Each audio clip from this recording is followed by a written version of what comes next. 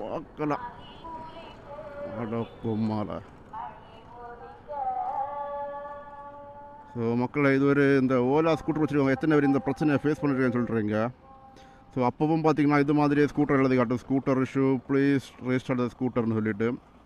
So இது வந்துட்டு பார்த்திங்கன்னா ஒரு நாளைக்கு வந்துட்டு 10 வாட்டியாச்சும் இந்த மாதிரி கேட்குது ஸ்கூட்டர் ரீஸ்டார்ட் பண்ண போகுது. அதுவும் பார்த்திங்கன்னா மெயின் பிரச்சனை என்ன பார்த்திங்கன்னா நம்ம ரன்னிங்கில் இருக்கும்போதே ஸ்கூட்டர் ஆஃப் ஆகுது.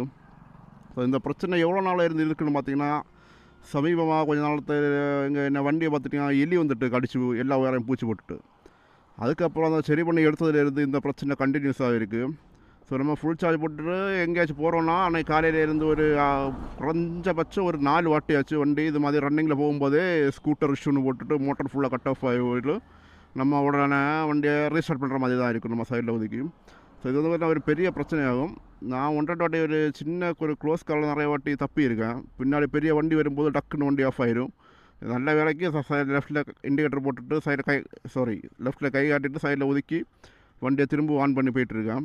ஸோ இப்போ வந்து பார்த்துருப்பீங்க நீங்கள் வண்டி உடனே ஆஃப் ஆகிடுச்சு. ஸோ இப்போ நான் ரீஸ்டார்ட் கொடுத்துருக்கோம்.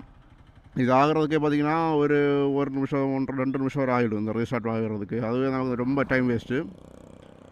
ஸோ இந்த பிரச்சனை எவ்வளோ பேருக்கு இருக்குன்னு தெரியல. யாருக்காச்சும் ஃபேஸ் பண்ணிங்கிறத சொல்லியிருங்க. இது ஓலா ஸ்கூட்டர் வச்சுருக்கா.